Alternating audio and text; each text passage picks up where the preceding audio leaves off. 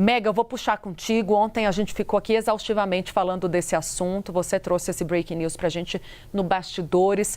Pode falar um pouquinho mais também, Mega, sobre como o governo monitora as contradições em torno desse assunto, porque várias narrativas começam a surgir, mas vamos aos fatos, Mega. Até mesmo o Ministério da Justiça está se debruçando sobre o que exatamente aconteceu para entender quais serão os próximos passos. Como essas informações mais precisas sobre a prisão de Ramagem podem auxiliar o Ministério da Justiça sobre o trâmite da deportação.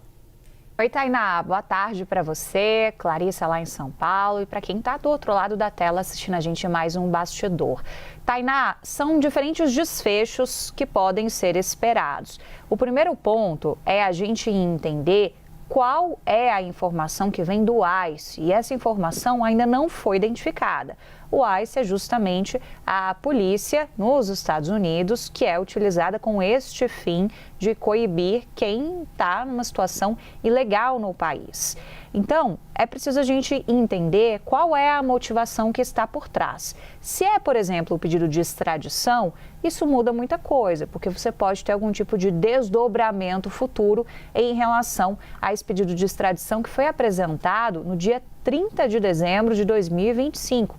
E até onde você tem notícias, ele não andou muito. Esse pedido é feito pelo governo brasileiro juntamente ao governo dos Estados Unidos. Se ele não se baseou nisso, ele se baseou exclusivamente na situação de alguém que está com uma irregularidade, já que venceu o visto de turista, uma pessoa que não tem passaporte diplomático, por exemplo, aí Ramagem cairia no caso de alguém que pode ser deportado, assim como qualquer outro brasileiro ou imigrante que tivesse em uma situação irregular em território americano. Seria um caminho mais encurtado.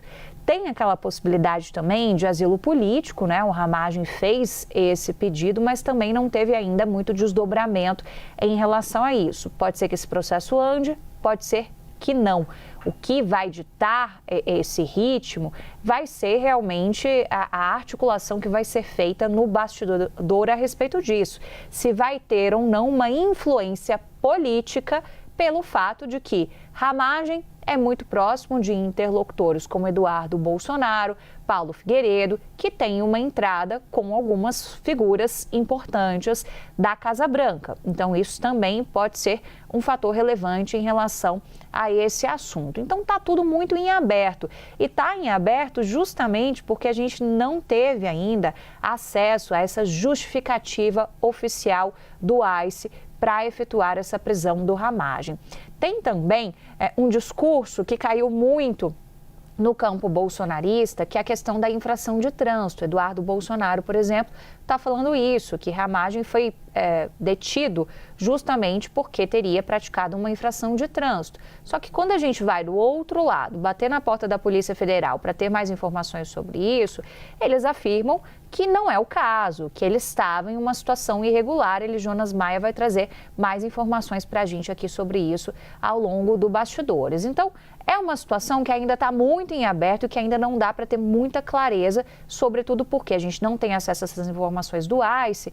E só para concluir, né, Tainá, a gente não tem porque agora o governo dos Estados Unidos está fazendo desse jeito. Em outros tempos, talvez as coisas seriam mais claras. E esse tipo de não informação acaba também, de certa forma, prejudicando a própria defesa, porque desse e de outros casos você não tem acesso àquilo que gerou e que foi justificado como ato na prisão.